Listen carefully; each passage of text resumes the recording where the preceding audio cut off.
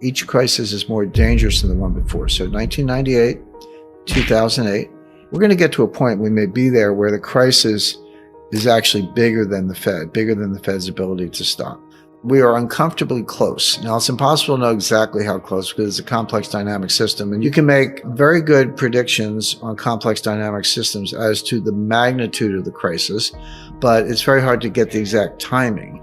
But I can say that we're uncomfortable because now we've been there twice before in recent years. 1998, we came within hours of shutting every market in the world. It began with a Russian default, by the way. August 17th, 1998, Russia defaulted on their external debt and the ruble was grossly devalued.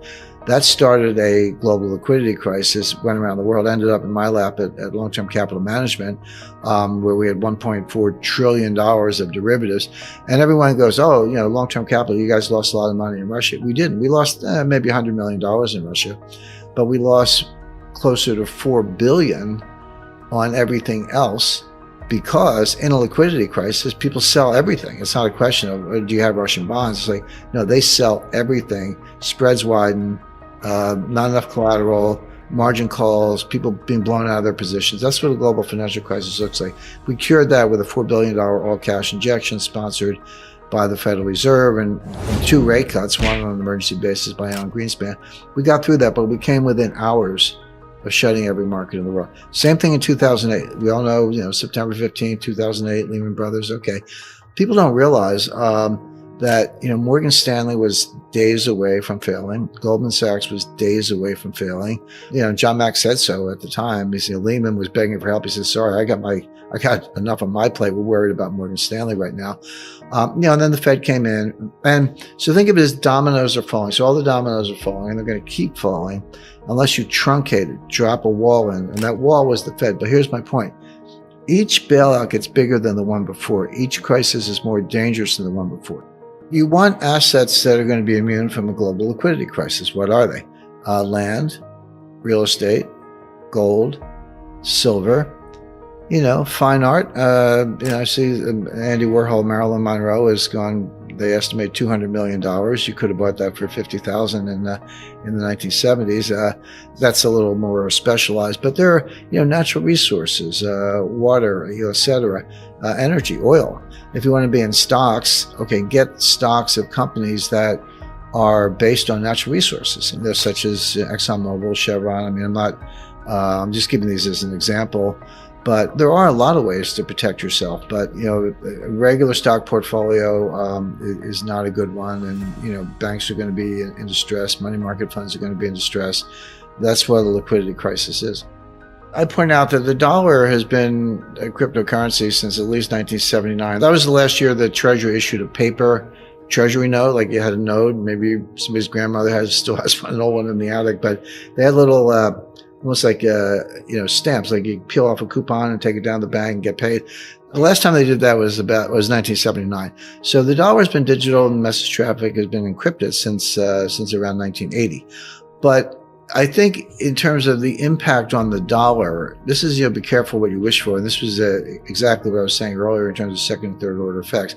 And I warned the Pentagon about this and I warned the Treasury about this because I know how economic sanctions work. I've been very involved in that from the point of view of the intelligence community and also advising the government, but they can be powerful. But if you use them too much and too broadly, they actually lose all their impact because the people you're targeting say, well, okay, no mas, I'm out of the dollar system. You've done it one too many times. And this is an example of that. We've never frozen a central bank before. We have now. We've never kicked an entire country out of SWIFT with the exception of Iran, but that's a much more isolated case. We have now with Russia. And so instead of just sitting there saying, oh, gee, you got me, we can say, okay, let's go to a new payment system. Let's pick up a new currency. The Saudis are saying the same thing. And all of a sudden, if you're one of the top princes of Saudi Arabia, maybe Mohammed bin Salman or any of the top princes, you have a yacht in Monaco, you have a house in Aspen, you have who knows how many houses and palaces and yachts around the world, private jets. And they're like, actually, all that stuff could be seized because that's what we're doing to the Russian oligarchs. And by the way, it's not limited to oligarchs. We saw this kind of neo-fascism in Canada very recently with Chrystia Freeland, who's the deputy prime minister, freezing the bank accounts and the crypto wallets of the truckers.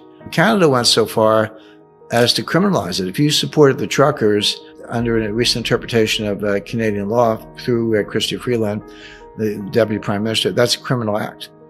So I told Justin, I said, come and get me. But my point being, the U.S. debt crisis could ignite a long-term rally in gold. Since March 2020, the U.S. added another $8 trillion in debt, and gold is up 50%. Buying gold and silver is a defensive strategy when you don't trust elected officials in Washington, D.C. having your best interest at heart.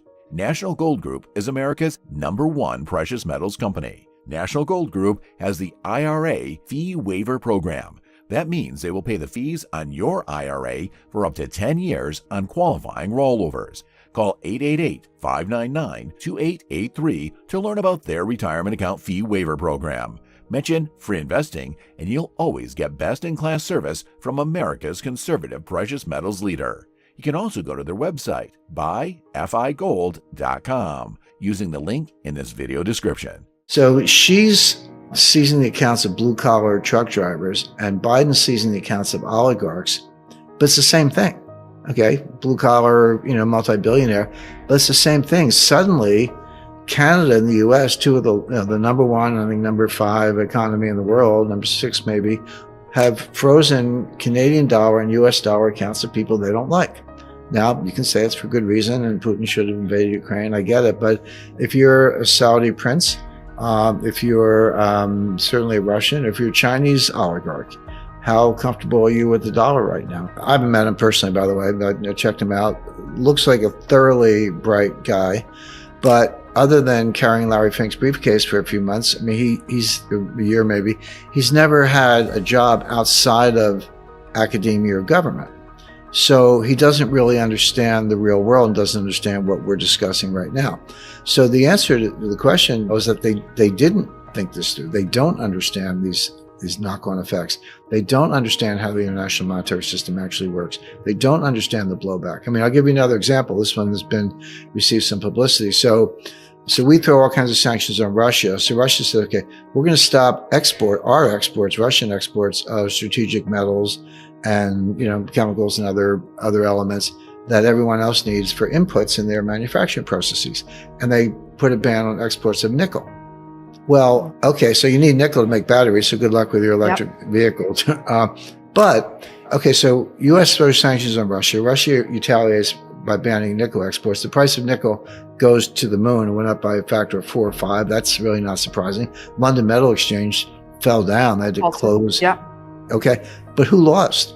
There was a Chinese billionaire who owns one of the largest nickel mining operations in the world, who lost, I think, $5 or $6 billion. So here's Russia and the U.S. fighting an economic war, and the loser pops up in China. That wasn't on his radar screen, and that wasn't on anybody else's radar screen. But it's a good example where the damage shows up when you don't expect it.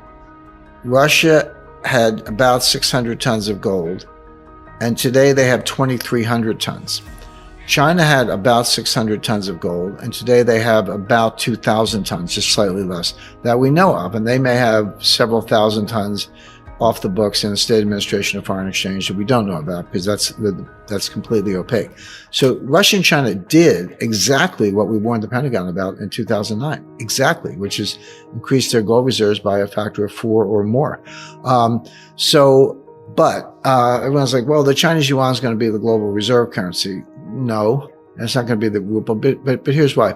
Well, there are a lot of reasons, but the main reason is when you talk about reserve currency, you have to understand what that means. It's not like the People's Bank of China has a bunch of $100 bills on pallets stacked up in the basement. When people say reserve currency, what they really mean is the currency of the bonds that they invest in. In other words, they're dollar-denominated assets in the form of treasury bonds or notes. That's what China actually has on their books, not like the dollars per se. So if you want to suggest or hypothesize that the Chinese yuan is going to replace the US dollar as a global reserve currency, where's the yuan bond market? I mean, it doesn't exist. Very small scale, very liquid, no primary dealers, no when issue trading, no auctions, no repo, no settlement clearance, none of the plumbing and the mechanics of a mature bond market such as the United States.